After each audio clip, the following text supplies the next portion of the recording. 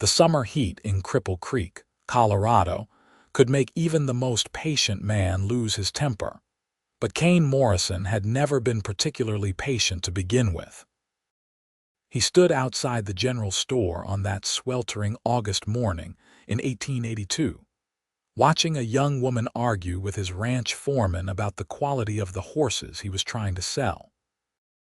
Most women in town would have smiled politely and walked away, but this one had fire in her eyes and wasn't backing down an inch.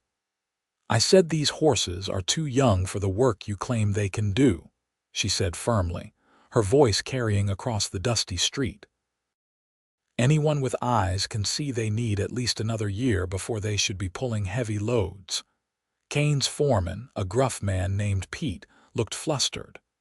"Madam, I assure you these animals are perfectly capable of what? Breaking down after a month of hard work." The woman crossed her arms over her chest. "I may be new to Cripple Creek, but I am not new to horses. My father raised them in Missouri for 20 years before he passed, and I learned everything he knew."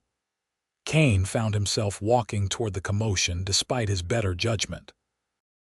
He had a dozen things to do today, and getting involved in Pete's business dealings was not on that list. Still, something about the way this woman stood her ground intrigued him. "Is there a problem here?" Kane asked, tipping his hat slightly as he approached.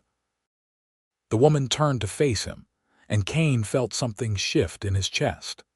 She was beautiful in an unconventional way, with sun-touched skin that spoke of hours spent outdoors and eyes the color of strong coffee. Her dark hair was pulled back in a practical braid, and she wore riding clothes that had seen better days but were clean and well-maintained. "Are you the owner of these horses?" she asked directly. "I am. Kane Morrison." He extended his hand, and after a moment's hesitation, she took it. "Tess Lawson. People call me Tess." Her handshake was firm and confident. "Mr. Morrison, your foreman here is trying to sell me horses that are not ready for the kind of work I need them to do. I came to Colorado to start a freight business, and I need animals that can handle mountain passes and heavy loads. These are good horses, but they are too young." Kane looked at the 3 horses in question. He prided himself on knowing his stock, and these animals were among his finest. "Those horses are 3 years old, Miss Lawson. That is plenty old enough for the work you are describing." 3 years old and barely broken," Tess countered. "Look at the way that mare is favoring her left front leg. She is not lame, but she is compensating because the training was rushed. And that gelding has saddle sores that have not fully healed. Someone has been working these animals too hard, too fast." Kane felt his jaw tighten. He did not appreciate being told his business by a stranger, especially when she was wrong. Except as he looked more closely at the horses, he realized she was not entirely wrong. The mare was indeed shifting her weight slightly, and the gelding did show signs of recent sores. "Pete, take these horses back to the ranch," Kane said quietly. His foreman looked like he wanted to argue but thought better of it and led the animals away. Kane turned back to Tess, expecting to see smugness or satisfaction on her face. Instead, she looked almost apologetic. "I did not mean to cost you a sale," she said. "But I could not in good conscience buy animals that were not right for my needs, and I certainly could not let you sell them to me knowing they might come to harm under my care." "You seem awfully confident in your assessment," Kane said, his tone cooler than he intended. Tess met his eyes without flinching. "I am confident because I am right, but I understand that is difficult for someone like you to hear." "Someone like me?" Kane felt his temper rising. "A man who is used to being in charge and having everyone agree with him," Tess said simply. "I have met plenty of your type, Mr. Morrison. You are successful, you are respected, and you think that means you cannot be questioned." Kane opened his mouth to argue, then closed it again. Part of him wanted to tell this infuriating woman exactly what he thought of her presumptions. Another part, a part he did not want to acknowledge, recognized the truth in her words. "If you are so knowledgeable about horses, Miss Lawson, perhaps you should be in the business of selling them rather than buying them," he said. "Perhaps I should," Tess replied. "But right now, I need to find suitable animals for my freight business.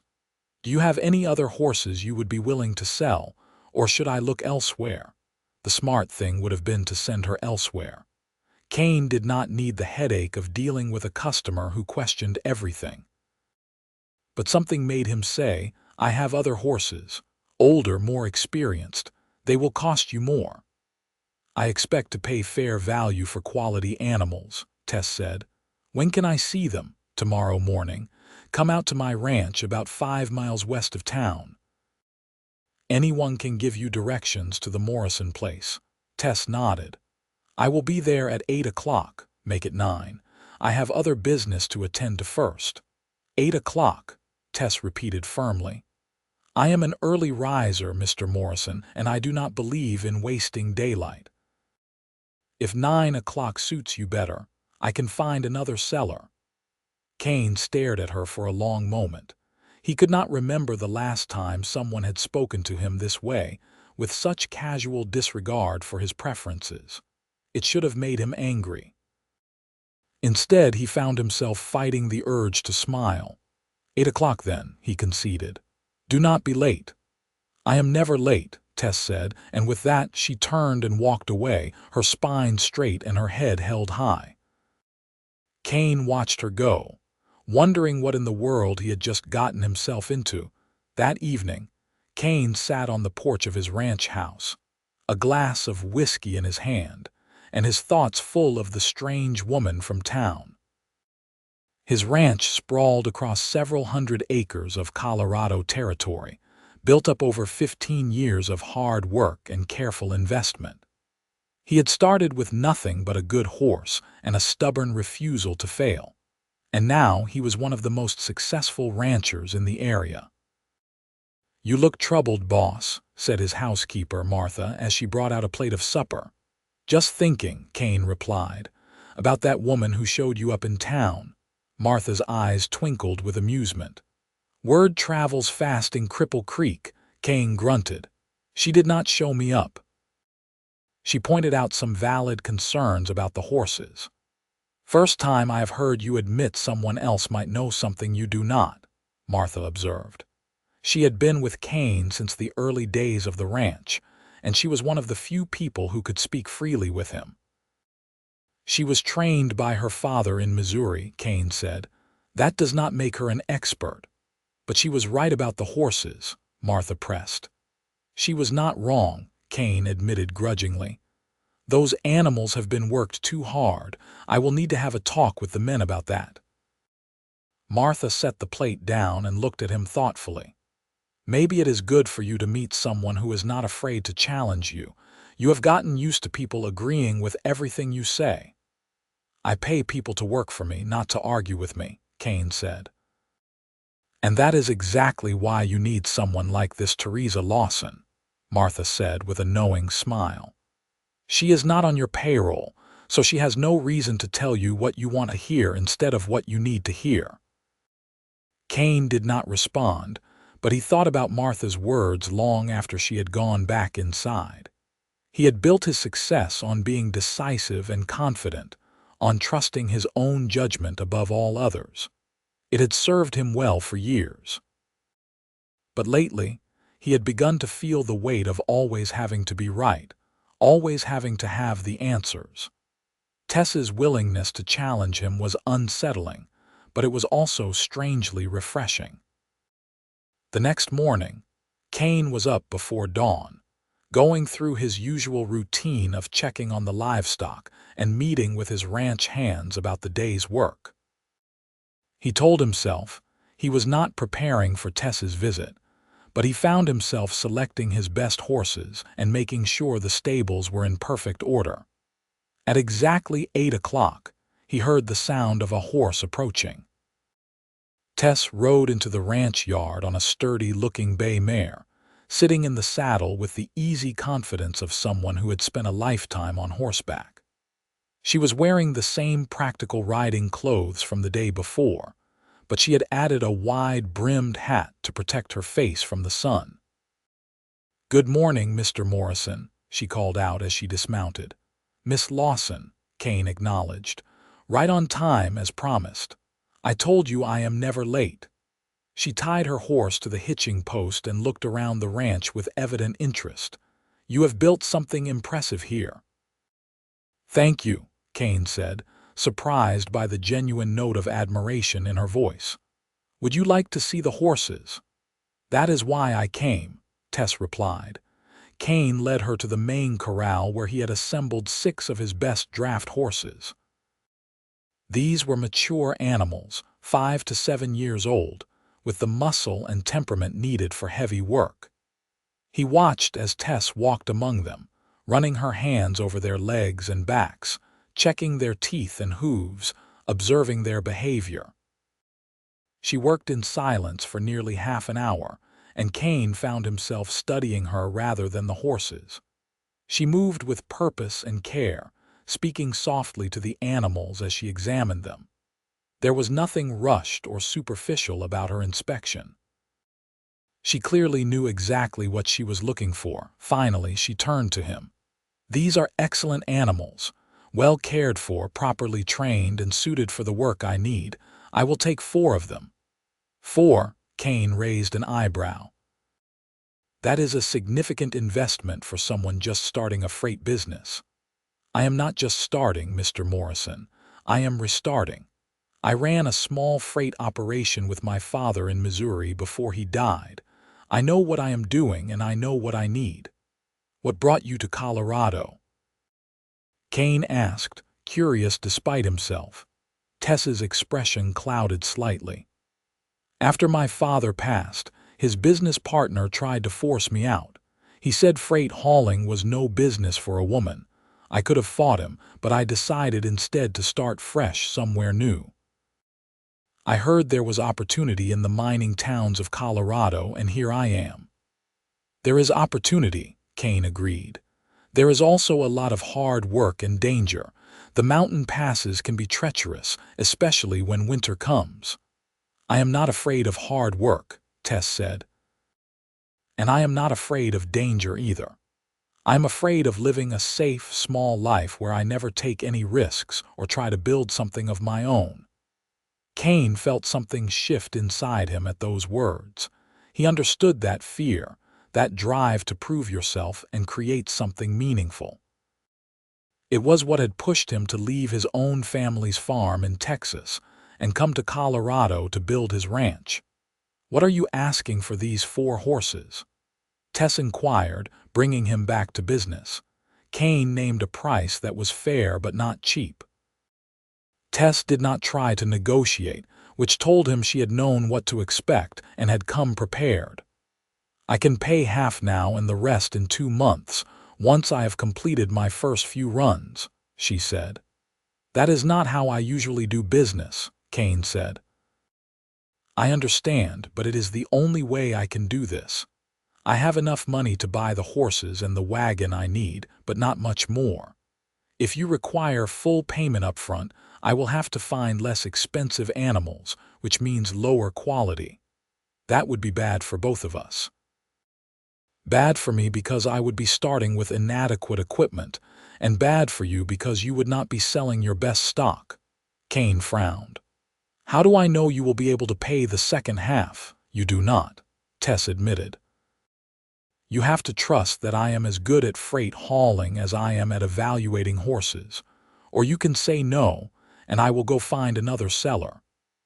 It was a risk, and Kane did not like taking unnecessary risks, but something about Tess made him want to take a chance. "I will need collateral," he said finally. "Something of value to hold until the debt is paid." Tess thought for a moment, then reached up and unfastened a locket from around her neck. "This was my mother's.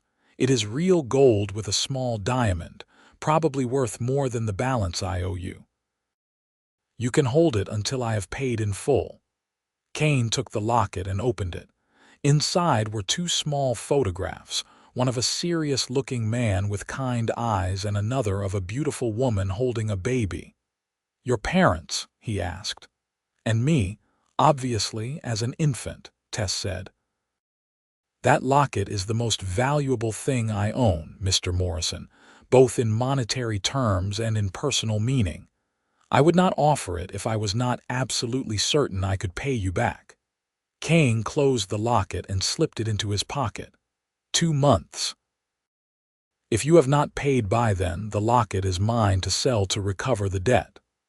"Agreed," Tess said, and they shook hands on it. Over the next 2 weeks, Kane found himself thinking about Tess Lawson far more than he should have. He told himself it was just business, that he was concerned about getting his money back. But the truth was, he was impressed by her determination and intrigued by her spirit. He started finding excuses to ride into town more often, and more than once, he saw Tess hauling freight through the streets of Cripple Creek. She had bought a sturdy wagon and seemed to be building a steady stream of customers. She always waved when she saw him, friendly but focused on her work. One afternoon, Kane was at the general store when he overheard 2 men talking about Tess. "It is not right, a woman doing that kind of work," one of them said. "She should be home taking care of a husband and children." "She does not have a husband, from what I hear," the other replied. "Which makes it even worse. What kind of woman goes around unchaperoned, hauling freight like a common laborer?" Kane felt his temper flare. "The kind of woman who is not afraid of honest work," he said, turning to face the men. "Miss Lawson is running a legitimate business, and from what I have seen, she is doing it well. I suggest you keep your opinions to yourself." The men looked startled and quickly made excuses to leave. The store owner, an elderly man named Chester, chuckled from behind the counter. "Never thought I would see the day when Kane Morrison defended a woman's right to run a freight business," Chester said. "You are usually the first one to say women should know their place." "I never said that," Kane protested.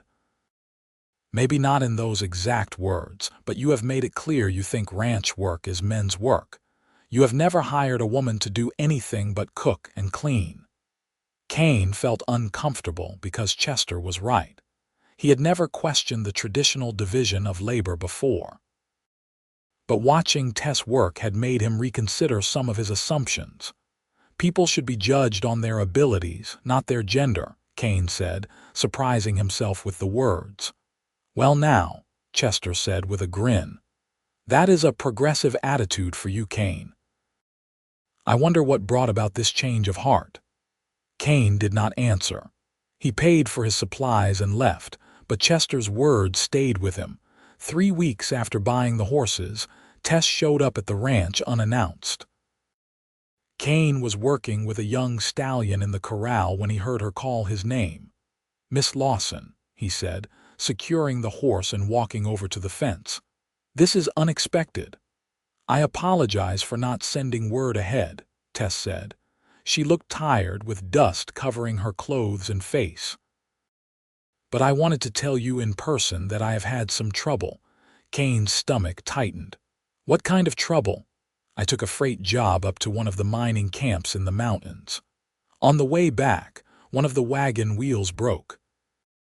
I managed to get everything down safely, but I had to pay to have the wheel repaired, and it cost more than I expected. I am going to need an extra 2 weeks to get you the rest of the money I owe." Kane studied her face. She looked him straight in the eye, no excuses or evasions. "Did the horses perform well?" "They were magnificent," Tess said with genuine enthusiasm. "Strong, steady, and they handled the mountain terrain like they were born to it. I made good time on the trip, even with the wheel breaking. These animals are everything you said they were." "But the wagon needs work," Kane observed. "The wagon is old, but it is all I could afford. I will replace it eventually, but for now, I just need to keep it running." Tess looked worried for the first time since he had met her. I understand if you cannot give me the extension. I am sure my locket will fetch enough to cover the balance. Kane made a decision that probably was not smart business sense but felt right anyway. Keep the locket. You can have an extra month to pay, but I want something in return. What? Tess asked warily. Have dinner with me tonight. Tess blinked in surprise. Dinner? There is a decent restaurant in town. Nothing fancy, but the food is good. I would like to hear more about your freight business and your plans for the future. This is a strange condition for extending a business loan, Mr. Morrison. Kane, he said. If we are going to have dinner together, you should call me Kane. Tess hesitated, and Kane found himself holding his breath, waiting for her answer. Finally, she smiled, and it was like the sun coming out from behind clouds. All right, Kane, I will have dinner with you tonight. But I need to go back to my boarding house and clean up first. I am covered in trail dust. 7 o'clock, Kane said. I will pick you up. After Tess left, Kane found himself grinning like a fool. Martha saw him and raised her eyebrows. You look happy, she observed. I am having dinner with Tess Lawson tonight, Kane said. Well, well, Martha said. The stubborn rancher and the independent freight hauler. This should be interesting. What do you mean, stubborn? Kane asked, but Martha just laughed and went back to her work. That evening, Kane put on his best clothes and rode into town, feeling nervous in a way he had not felt in years. He picked up Tess at her boarding house and was struck by how different she looked when she was not covered in dust and wearing work clothes. She had on a simple blue dress that brought out the warmth in her dark eyes, and her hair was loose around her shoulders. You look beautiful, Kane said, and then immediately felt foolish for being so direct. But Tess just smiled. Thank you. You clean up pretty well yourself. The restaurant was busy, and they got more than a few curious looks as they sat down. Kane realized that in a town like Cripple Creek, where everyone knew everyone else's business, word of this dinner would be all over town by tomorrow morning.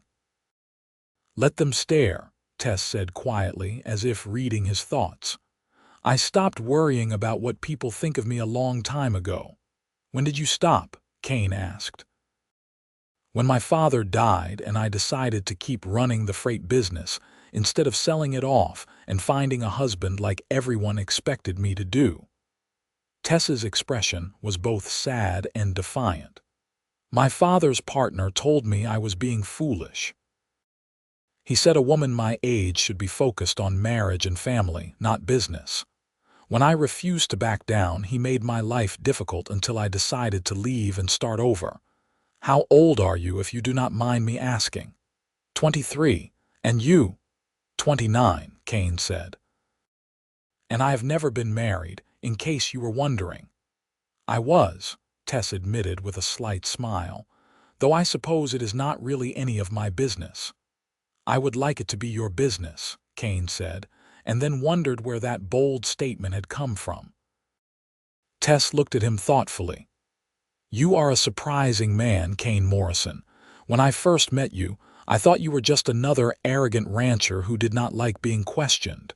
But you are more than that, are you not? I am trying to be, Kane said honestly. Meeting you has made me realize that I have become set in my ways. I have gotten comfortable with always being right, with having people defer to me. You do not do that, and it is both irritating and refreshing. I am glad I irritate you, Tess said with a laugh. A man like you needs to be irritated from time to time. It keeps you humble. They talked through dinner about everything and nothing. Tess told him about growing up in Missouri, learning the freight business from her father, losing her mother to illness when she was 12. Kane told her about his childhood in Texas, his decision to strike out on his own, the lean early years when he was building his ranch. Why did you leave Texas? Tess asked. My father wanted me to take over the family farm, but I wanted more. I wanted to build something that was mine, not just inherit what someone else had created. We argued about it for months, and finally I just left. I have not spoken to him in 10 years. Do you regret it? Kane thought about that. I regret the estrangement. I wish we could have parted on better terms, but I do not regret leaving. I would have been miserable if I had stayed. I understand that, Tess said softly. Sometimes you have to choose between making other people happy and living the life you need to live. As the evening wore on, Kane found himself not wanting it to end. When they finally left the restaurant, he walked Tess back to her boarding house slowly, savoring every moment. "Thank you for dinner," Tess said when they reached her door. "I enjoyed it." "So did I. Can we do this again?" Tess smiled. "I would like that. But Kane, I need you to understand something. I am not looking for a man to take care of me or solve my problems. I can stand on my own 2 feet." "I know you can," Kane said. "That is one of the things I admire most about you. But maybe sometimes it is okay to not have to stand alone. Maybe sometimes it is okay to let someone stand beside you." Tess looked up at him, and in the moonlight her eyes were soft and warm. "Beside me. Not in front of me, not behind me, but beside me." "Exactly," Kane said. She reached up and kissed his cheek, a gentle touch that sent warmth spreading through his chest. "Good night, Kane." "Good night, Tess." Over the following weeks, Kane and Tess fell into a pattern. She worked hard at her freight business, building up a reputation for reliability and fair prices. He continued running his ranch, but he found himself making changes, listening more to his employees, being less rigid in his thinking. They had dinner together twice a week, and Kane looked forward to those evenings more than anything else. Tess challenged him constantly, questioning his opinions, pushing back when she thought he was being unreasonable. It was exhilarating and sometimes frustrating, but never boring. "You are spending a lot of time with that freight woman," Pete said one morning as they were checking fence lines. "Her name is Tess," Kane said mildly. "Right, Tess. The men are talking, boss. They are wondering if you are getting serious about her." "What I am doing in my personal life is not the men's concern," Kane said. "True enough," Pete agreed. "But I will say this. I have worked for you for 8 years and I have never seen you this happy. Whatever she is doing, it is good for you." Kane had to agree. He was happy, happier than he had been in a long time. Tess made him laugh, made him think, made him want to be a better man. She also drove him crazy with her stubbornness, but he was starting to realize that was part of her appeal. One afternoon, about 6 weeks after their first dinner, Kane was riding back from town when he saw Tess's wagon stuck in a muddy section of road. She was trying to free one of the wheels, but it was clear she needed help. Kane rode over quickly. "Need a hand?" Tess looked up, her face flushed with exertion. "The rain last night made this section of road almost impassable. I thought I could get through, but the wheels sank deeper than I expected." Kane dismounted and assessed the situation. "We need to unload some of the freight to lighten the wagon, then use my horse to help pull it free." They worked together for the next hour, moving boxes and supplies to the side of the road, then using Kane's horse to provide extra pulling power while Tess guided the wagon horses. Finally, with a sucking sound, the wheel came free from the mud. Both of them were covered in dirt and mud by the time they finished reloading the freight. Tess wiped her forehead with the back of her hand, leaving another streak of mud across her face. "I look terrible," she said with a rueful laugh. "You look beautiful," Kane said, and he meant it. Standing there in the afternoon sun, dirty and disheveled but smiling, Tess was the most beautiful thing he had ever seen. "You are crazy," Tess said, but she was smiling. "Maybe," Kane agreed. He stepped closer to her and his heart was pounding. "Tess, I need to tell you something." "What?" "I am falling in love with you." Tess's eyes widened, and for a moment she did not say anything. Kane felt a flutter of panic. Maybe he had misread the situation, maybe she did not feel the same way. Then Tess said softly, "I am falling in love with you too." Kane pulled her into his arms and kissed her, not caring that they were both filthy, not caring about anything except the feeling of her in his embrace. She kissed him back with a passion that took his breath away. When they finally pulled apart, both of them were breathing hard. "Well," Tess said, her eyes sparkling. "That was unexpected." "Good unexpected or bad unexpected?" Kane asked. "Very good unexpected," Tess assured him. That evening, after helping Tess deliver her freight, Kane asked her to come out to the ranch the next day.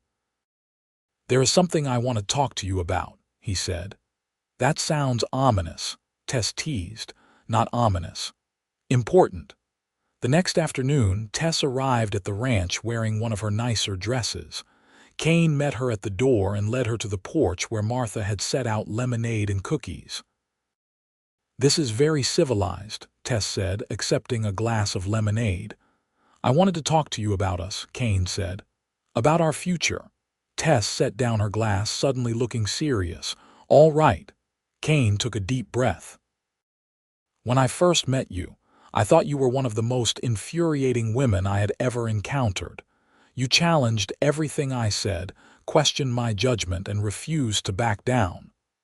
"I sense this is leading somewhere," Tess said dryly. "It is. Because what I have realized over these past weeks is that I needed someone like you in my life. I had gotten complacent, set in my ways, convinced that my way was always the right way. You have shown me that there is value in being challenged, in having someone who will tell me when I am wrong." "Someone has to keep you humble," Tess said with a slight smile. "Exactly. And I want that someone to be you, not just now, but always." Kane reached into his pocket and pulled out a small box.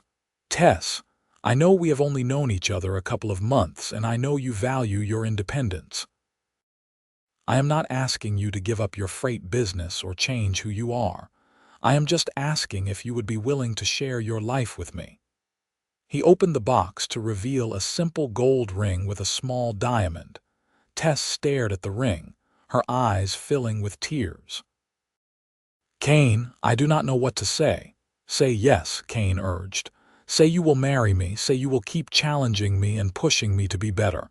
Say you will stand beside me as my equal and my partner." "What about the ranch? What about my business?" Tess asked. "We will figure it out together. Maybe you run your business from the ranch. Maybe we expand and hire more people so you can do both. I do not have all the answers, Tess, but I know we can find them if we work together." Tess wiped her eyes and laughed. "You really have changed, Kane Morrison. The man I met 2 months ago would never have suggested we figure things out together. He would have had a plan all worked out and expected me to go along with it." "That man was a fool," Kane said. "I do not want to be that man anymore. I want to be the kind of man who deserves someone like you." Tess looked at him for a long moment, and Kane felt his entire future hanging in the balance. Then she smiled, bright and warm and full of love. "Yes," she said. "Yes, I will marry you, but Kane, you have to promise me something. Anything. Promise me you will never stop letting me challenge you.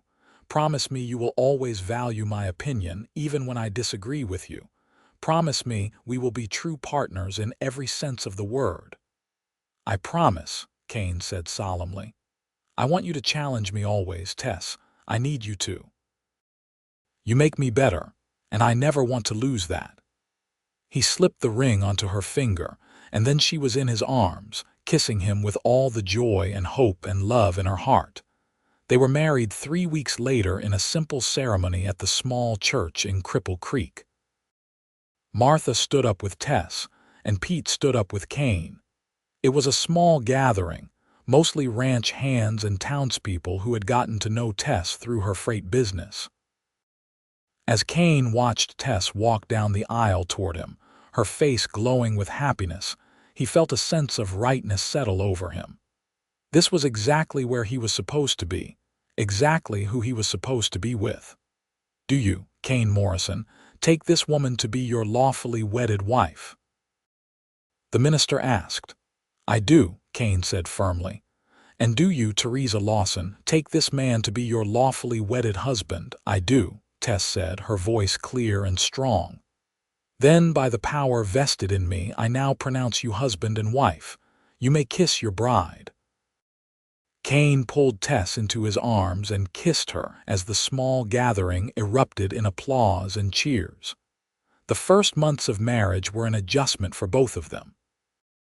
Tess moved into the ranch house, but kept running her freight business, often leaving before dawn to make deliveries, and not returning until after dark. Kane had to learn to manage his worry when she was out on dangerous mountain roads, and Tess had to learn to accept his concern without seeing it as a challenge to her independence. They had their first real argument about a month after the wedding. Kane had hired a new ranch hand without consulting Tess, and she was upset. "This is supposed to be our ranch, our partnership," she said, her voice tight with anger. "You cannot just make major decisions without talking to me first. He is just a ranch hand, Tess. I have hired plenty of people without your input before. Before we were married, yes, but things are different now. We agreed to be partners in everything." Kane felt his temper rising. "You are being unreasonable. You do not consult me about every decision you make for your freight business." "My freight business is separate from the ranch. This is our shared property, our shared life. There is a difference."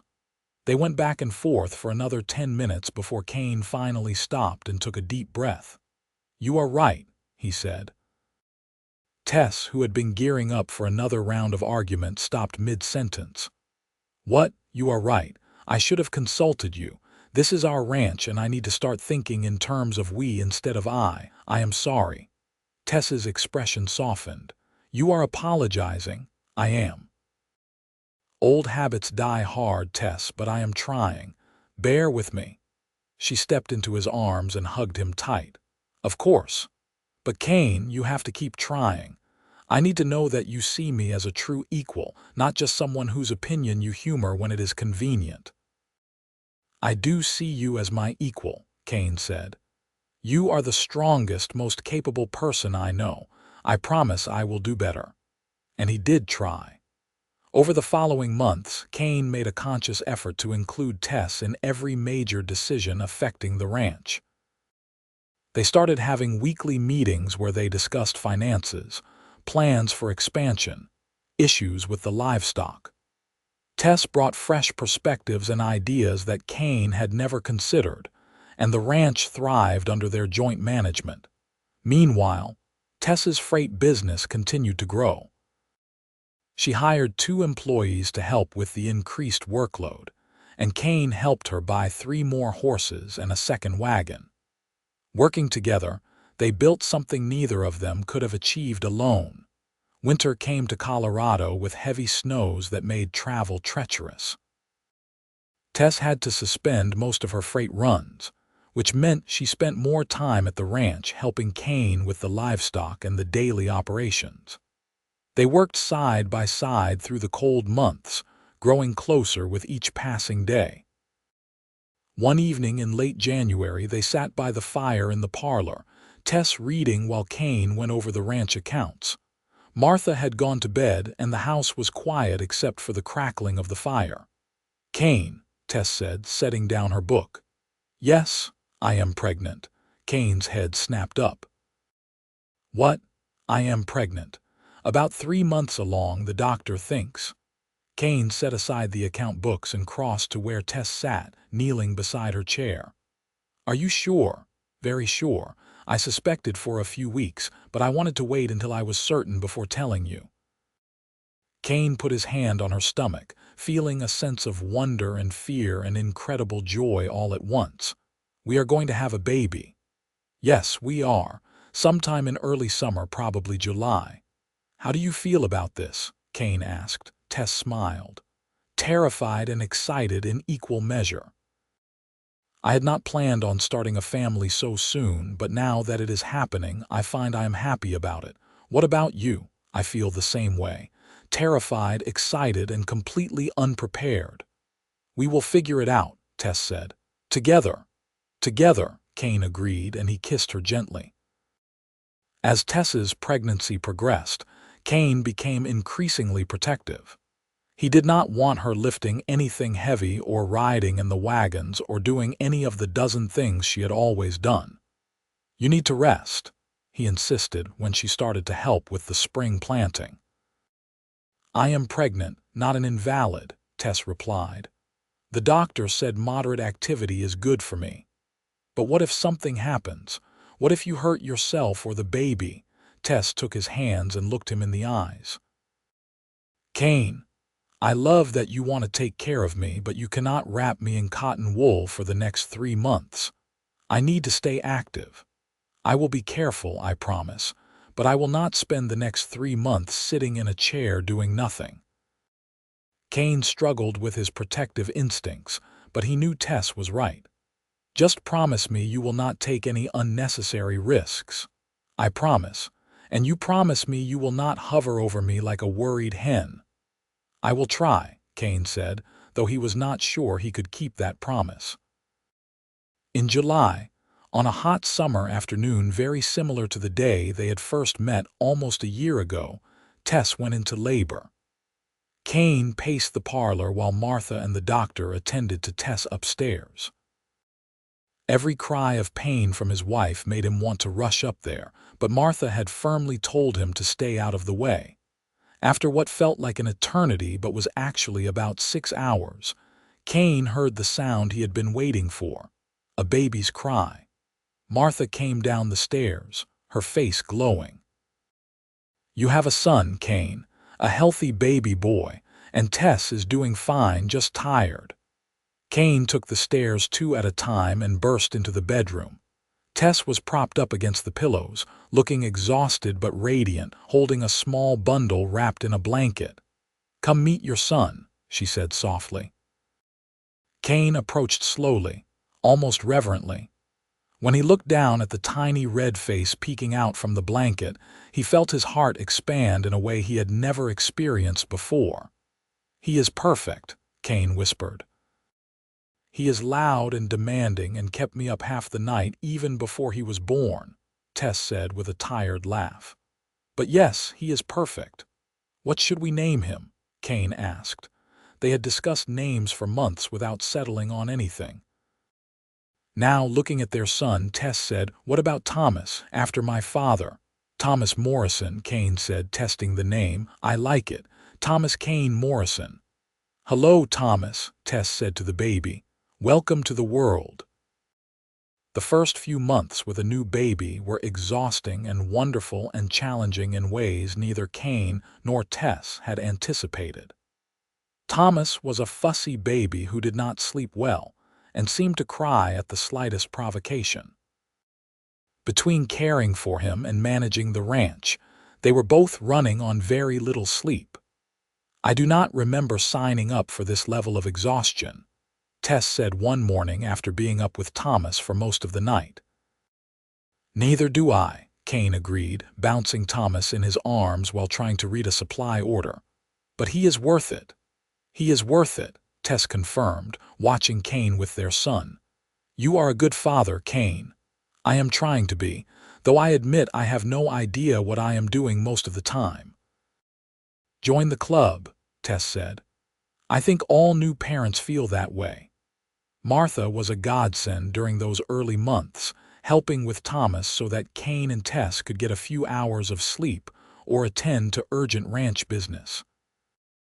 Gradually, they settled into a routine, and Thomas became a little less fussy and a little more predictable.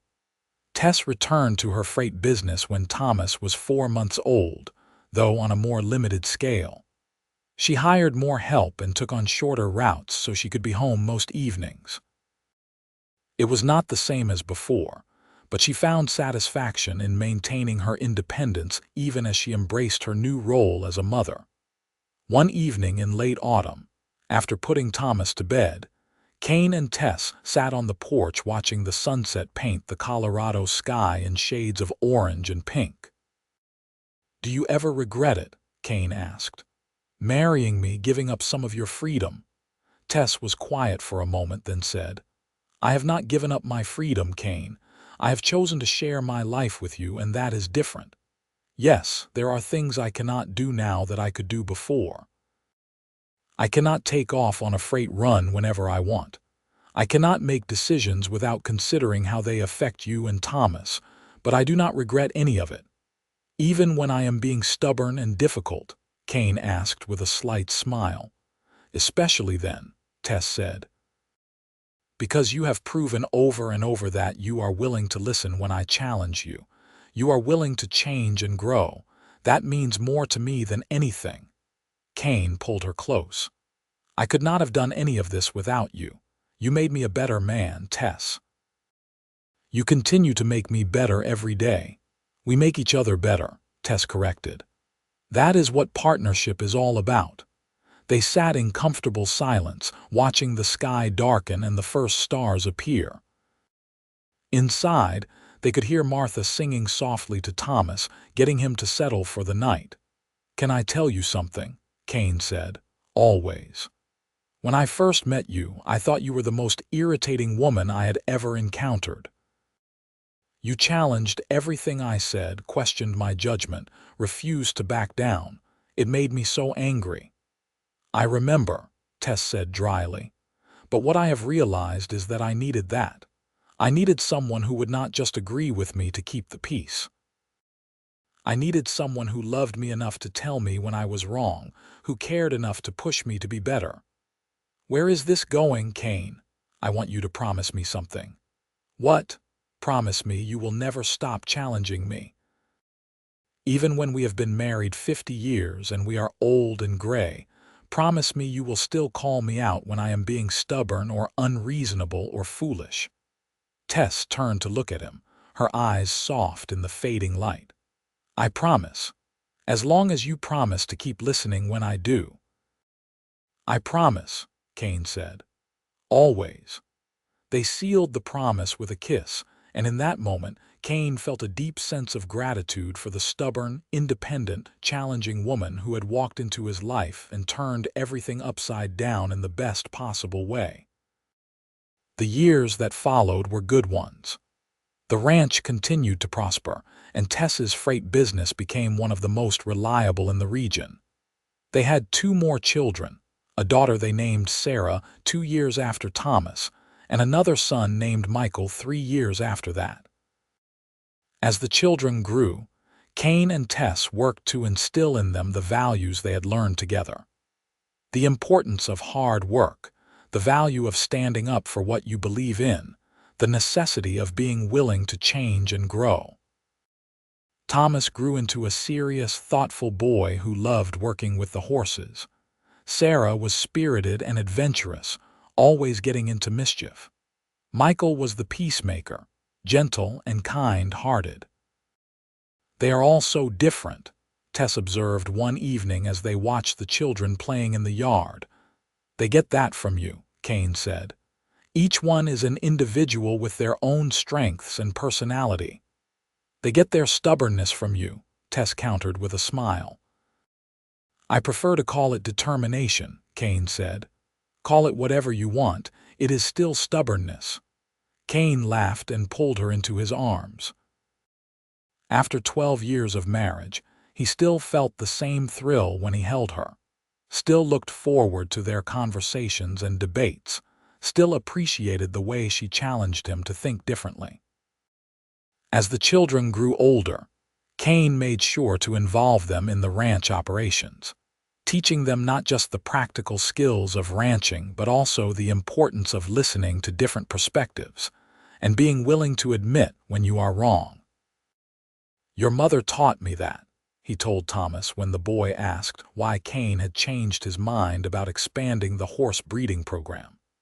"She showed me that being stubborn is not the same as being strong.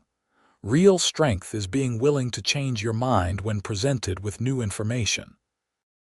Thomas absorbed these lessons, and Kane could see him growing into a thoughtful young man who valued wisdom over ego. Sarah proved to be particularly interested in the freight business. At age 14, she started accompanying her mother on shorter runs, learning the routes and the customers. "She reminds me of you at that age," Kane told Tess as they watched Sarah load freight with quick, efficient movements. "Is that a compliment or a warning?" Tess asked with a laugh. "Both," Kane admitted. "She has your independent spirit and your determination. She is going to be a handful." "She already is," Tess said fondly, "but I would not want her any other way." Michael showed an interest in medicine, spending hours reading any medical books he could get his hands on. Kane supported his interests, even though it meant Michael might not follow in his footsteps as a rancher. "He should pursue what makes him happy," Kane told Tess when she wondered if they should encourage Michael to be more interested in the ranch. "You have really changed from the man I met all those years ago," Tess observed. That Kane would have insisted all his sons follow him into ranching. "That Kane was a fool," Kane said. "This Kane knows that the best thing we can do for our children is help them find their own paths." When Kane turned 50, Tess threw him a surprise party at the ranch. All the ranch hands were there, along with many of the townspeople from Cripple Creek and customers from Tess's freight business. Even Pete, who had retired 2 years earlier, came back for the celebration. As Kane looked around at all the people who had become part of his life over the years, he felt overwhelmed with gratitude. He had built something meaningful here, not just in terms of the ranch and the business, but in terms of relationships and community. Speech. Someone called out and others took up the cry. Kane reluctantly stood up, feeling uncomfortable being the center of attention. But Tess gave him an encouraging smile, and he found his voice. "I am not much for speeches," he began, "but I want to say a few words. 25 years ago, I came to Colorado with nothing but a horse and a dream. I worked hard and I built a successful ranch, and for a long time, I thought that was enough. I thought success was measured in acres and cattle and money in the bank." He paused and looked at Tess. "Then I met a woman who challenged everything I thought I knew. She questioned my judgment, refused to back down when she thought I was wrong, and generally made my life both more difficult and infinitely better. She taught me that real success is not about what you build, but about who you become and who you share your life with." Tess's eyes filled with tears, and Kane continued. "Tess, you made me a better man. You continue to challenge me and push me to grow, even after all these years. You are the best thing that ever happened to me, and I thank God every day that you walked into my life and refused to let me stay set in my stubborn ways." The crowd erupted in applause, and Kane sat down, feeling embarrassed but also deeply happy. Tess leaned over and kissed his cheek. "That was beautiful," she whispered. "I meant every word," Kane said, as the party wound down and the guests began to leave. Kane and Tess stood on the porch watching the sunset together, just as they had done countless times over the years. 50 years old, Kane mused. Where did the time go? "Into building a life," Tess said. "Into raising children and running businesses and loving each other." "Any regrets?" Kane asked. "Not a single one," Tess said firmly. "What about you?" Kane thought about it. There had been challenges and difficulties over the years.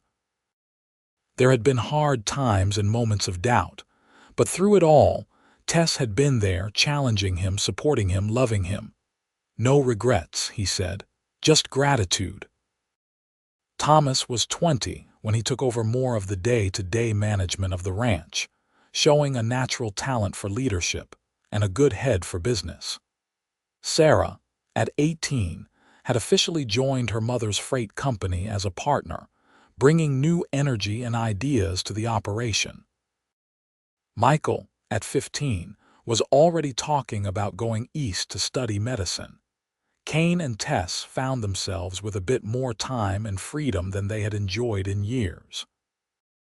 They took advantage of it, going on long rides through the mountains, spending lazy afternoons reading together, rekindling the romance that had been the foundation of their relationship from the beginning. "I feel like we are courting again," Tess said one afternoon as they sat by a mountain stream having packed a picnic lunch. "Is that a bad thing?" Kane asked. "Not at all. It is wonderful. I love our children and I love the life we built together, but I also love having time just for us." Kane reached over and took her hand. After all these years, the touch still sent a warm feeling through him. "Do you remember the first time we had dinner together? You told me you were not afraid of hard work or danger, but you were afraid of living a safe, small life." "I remember," Tess said. "Did we avoid that? Did we live a big enough life for you?" Tess smiled and squeezed his hand. "Kane, I have had adventures and challenges and built businesses and raised amazing children with a man who loves me and respects me as an equal. We have lived a very big life indeed." "Good," Kane said. "Because I want to keep living it with you for as long as we both shall live." "That is the plan," Tess agreed. They sat in companionable silence, listening to the sound of the stream and the wind in the pines. After a while, Tess said, "Do you remember asking me to promise that I would always challenge you, of course? Well, I have a new challenge for you." "What is that?" "I want us to take a trip. Just the two of us. Maybe go back to Missouri and see the places where I grew up. Or go to Texas and visit your family. Or just pick a direction and see where it takes us." Kane felt a flutter of excitement. "Leave the ranch for that long. Thomas can handle things here. He is more than capable. And Sarah has the freight business well in hand. It is time for us to have an adventure together." The old Kane would have immediately listed all the reasons why they could not leave, why it was too risky or impractical. But the man Kane had become thanks to Tess's influence saw the possibilities instead of the obstacles. "Let us do it," he said. "Let us have an adventure." Tess's face lit up with joy. "Really, really. Where shall we go first?" "Texas," Tess decided.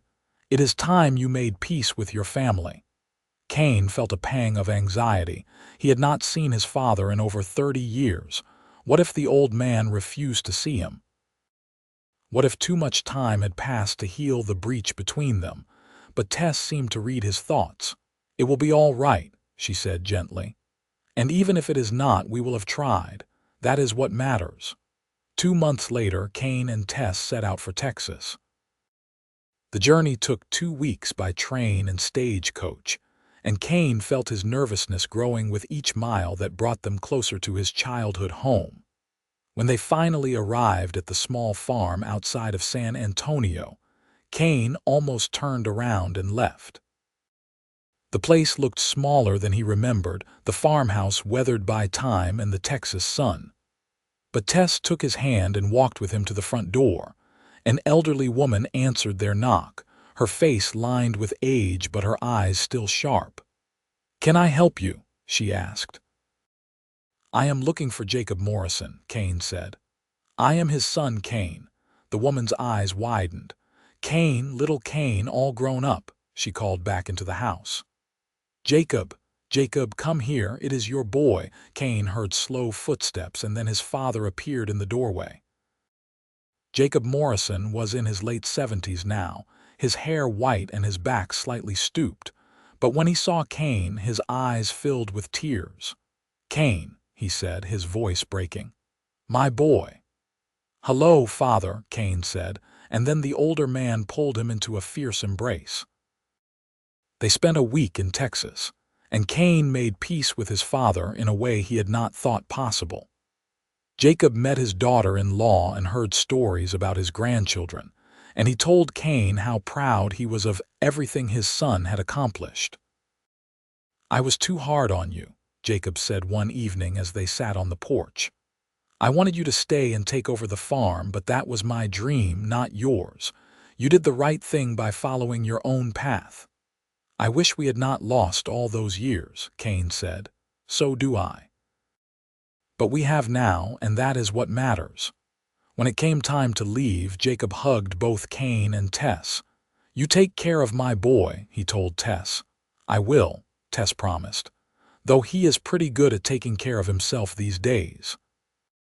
"That is because he has you to challenge him and keep him on his toes," Jacob said with a knowing smile. "A man needs that." From Texas, Kane and Tess continued their journey to Missouri, where Tess showed him the places where she had grown up. They visited her father's grave and the site where the freight business had once operated. It was bittersweet for Tess, but Kane could see that it brought her a sense of closure and peace. "Thank you for this," she said as they prepared to head back to Colorado, "for indulging my need for adventure." "Are you kidding? This has been wonderful. We should do this more often." And they did. Over the following years, Kane and Tess took several more trips, exploring new places and making new memories. But they always came back to Cripple Creek and the ranch, which would forever be their home. As Kane approached 60, he officially retired from the day-to-day management of the ranch, turning everything over to Thomas. It was harder than he expected to step back, but Tess helped him through it. "This is not giving up," she reminded him. "This is trusting the next generation to build on what we started." "When did you get so wise?" Kane asked. "I have always been wise. You are just finally listening."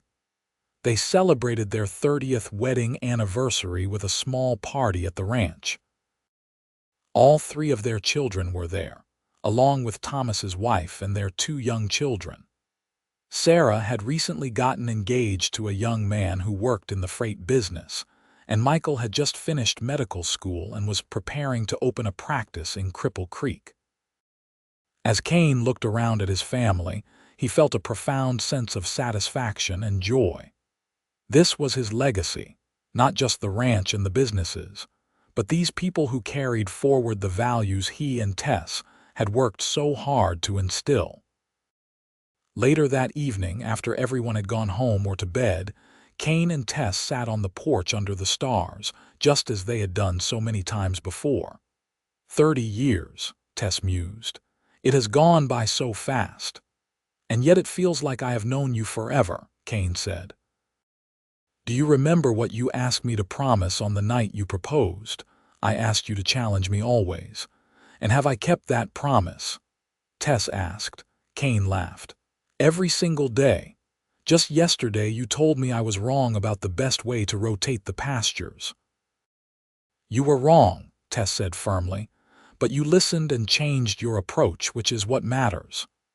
"I have learned that you are usually right about these things," Kane admitted. "Usually?" Tess raised an eyebrow. "Always," Kane corrected with a grin. Tess leaned her head on his shoulder. "I love you, Kane Morrison. I love that you are still willing to listen and learn and grow, even after all these years.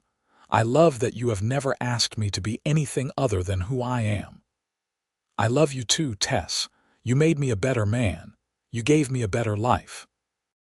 You showed me that being challenged is not a threat, but a gift."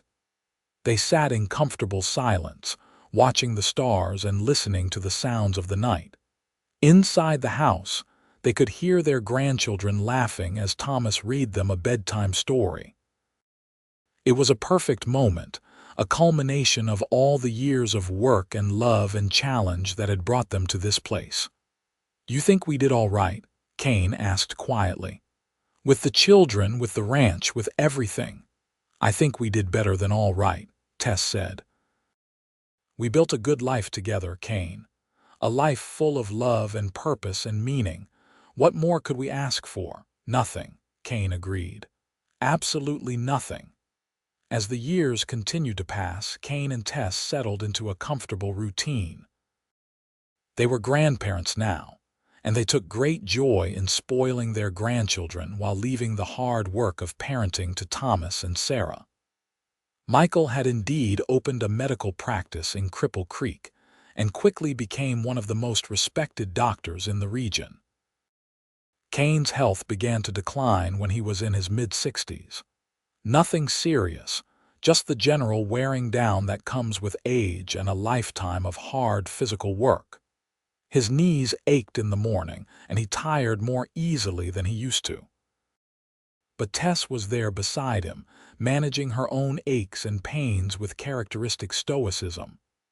"We are getting old," Kane observed one morning as he struggled to get out of bed. "Speak for yourself," Tess said. "I am as young and spry as ever," Kane laughed, which turned into a cough. "Of course you are, dear." Despite the physical challenges of aging, Kane found these years to be some of the most peaceful and satisfying of his life.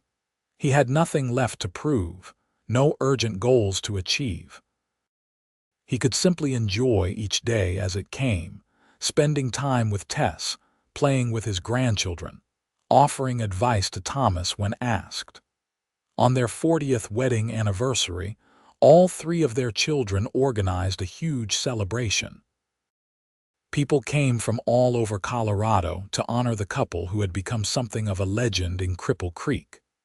The stubborn rancher and the independent freight hauler who had built an empire together based on mutual respect and love. Sarah gave a speech that brought tears to everyone's eyes.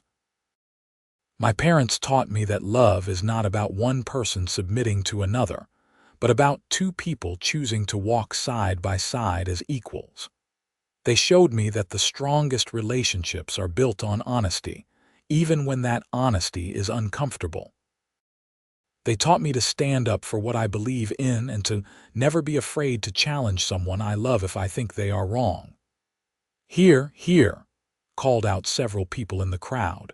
Thomas spoke next, talking about the business lessons he had learned from his parents.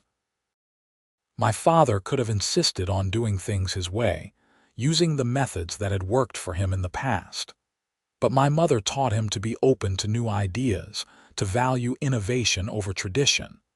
Together, they built something that neither could have achieved alone."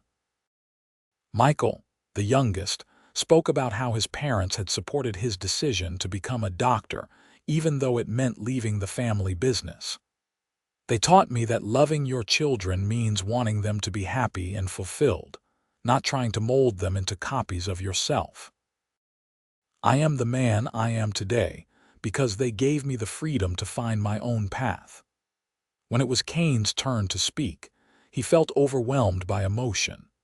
He looked at Tess, sitting beside him with silver in her hair but the same fire in her eyes that had first captivated him all those years ago.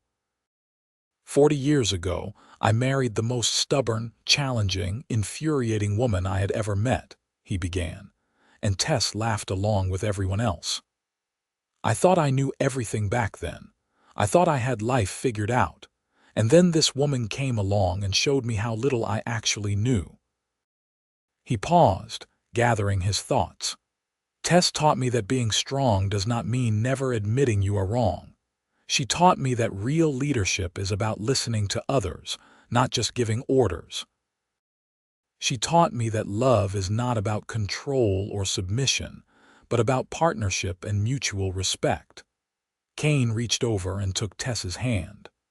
"On the night I proposed, I asked you to promise to challenge me always, and you have kept that promise every single day of our marriage.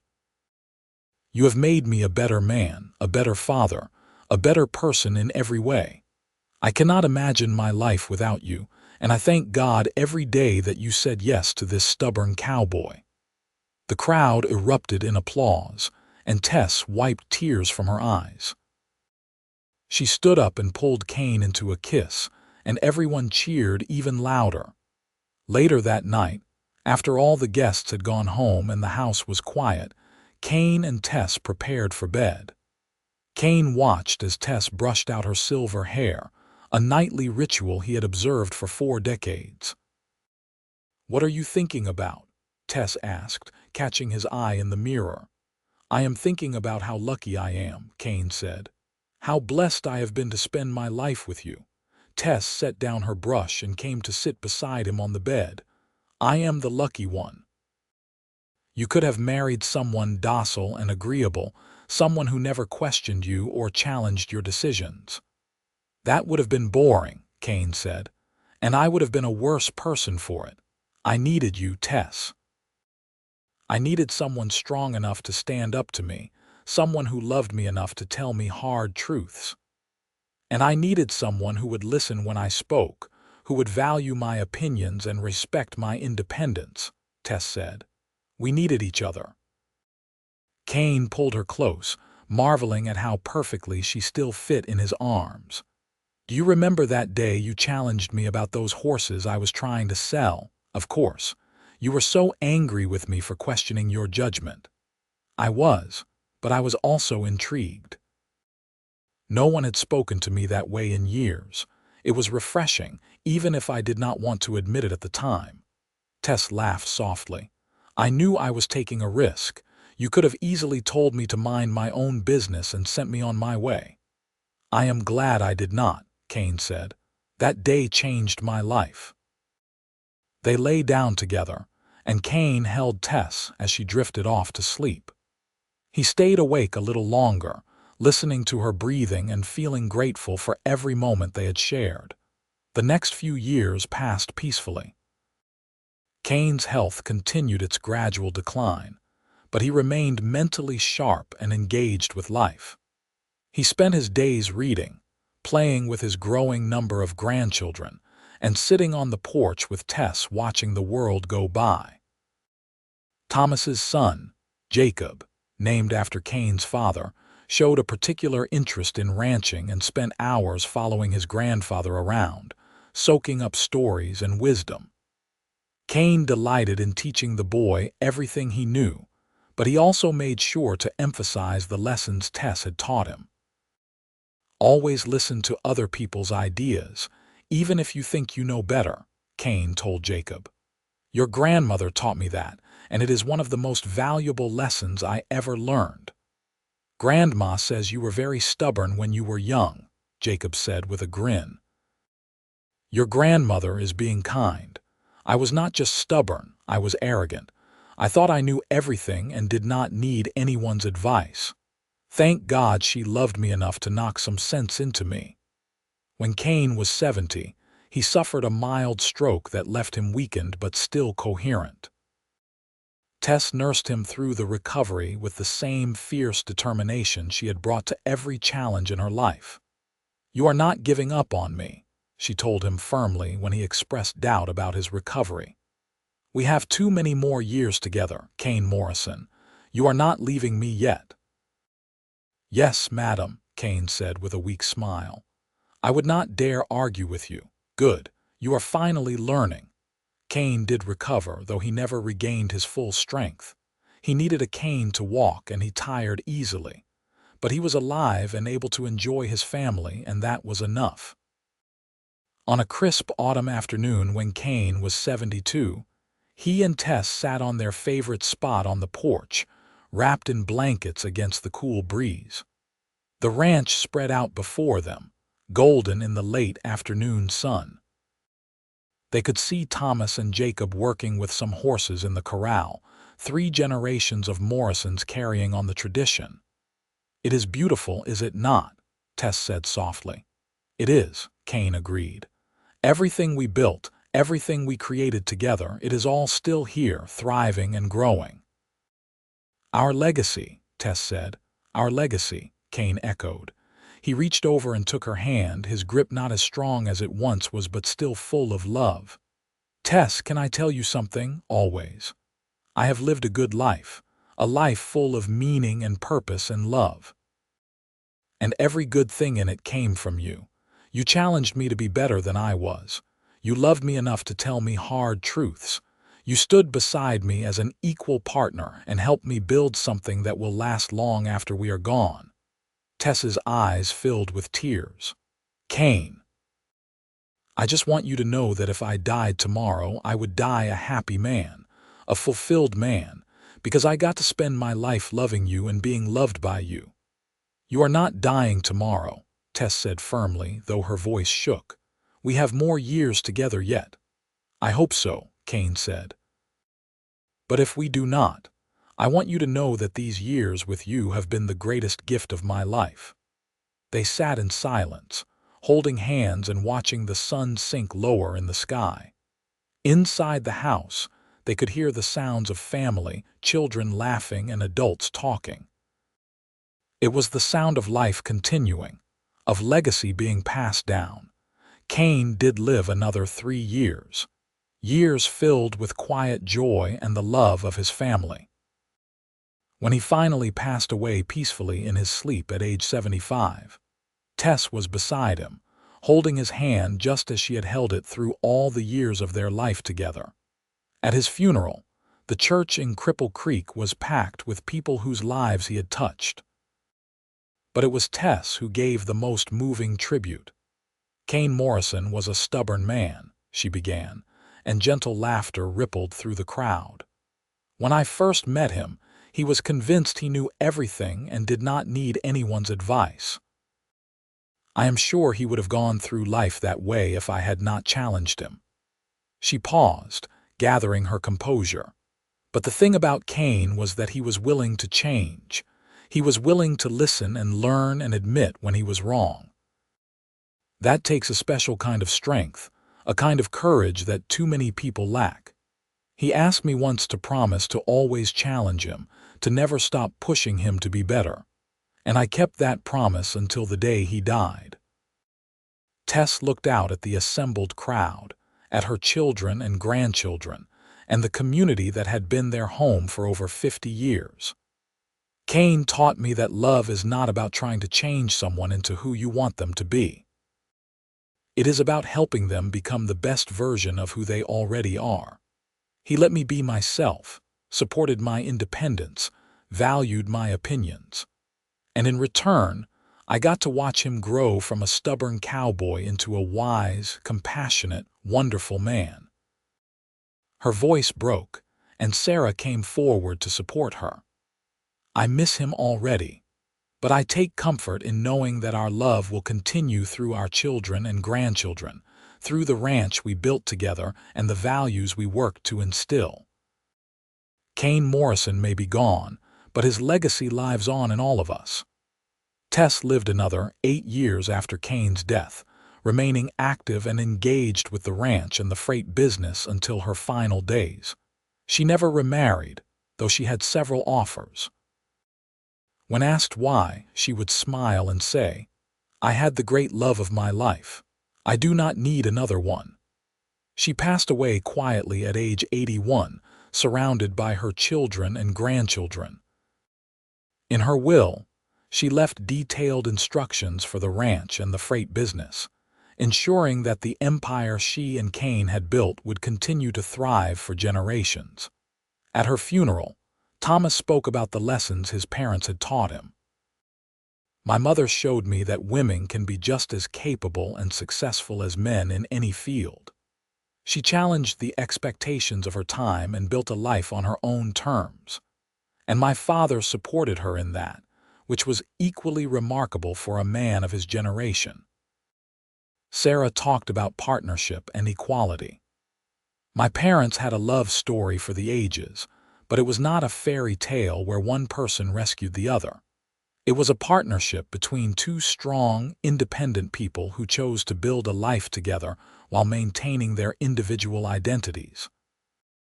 That is the model I have tried to follow in my own marriage." Michael spoke about the importance of being open to challenge. "My father used to say that my mother made him a better man by refusing to let him be complacent. She challenged his assumptions and pushed him to grow. That is what real love does. It does not just accept you as you are, it helps you become who you are meant to be." Tess was buried beside Kane on a hill overlooking the ranch. Their tombstone was simple but meaningful. Kane and Teresa Morrison, partners in life, love, and legacy. The ranch continued to thrive under Thomas's management, and then under Jacob's. The freight business was eventually absorbed into larger operations, but the Morrison name remained respected throughout Colorado. And in family gatherings for generations to come, people would tell stories about the stubborn cowboy and the independent woman who challenged him, loved him, and built an empire with him. Because in the end, that is the true measure of a great love story. Not just the passion and romance, though Kane and Tess had plenty of that, but the legacy left behind, the lives touched, the lessons passed down through generations. Kane and Tess had built something that lasted far beyond their own lifetimes, something that continued to influence and inspire long after they were gone. And it all started with a simple challenge from a woman who refused to back down, and a man who was wise enough to listen and stubborn enough to fall in love with someone who would never let him stay set in his ways. Together, they proved that the best partnerships are built not on agreement, but on respect, not on submission, but on equality, not on comfort, but on the willingness to challenge and be challenged in the name of love.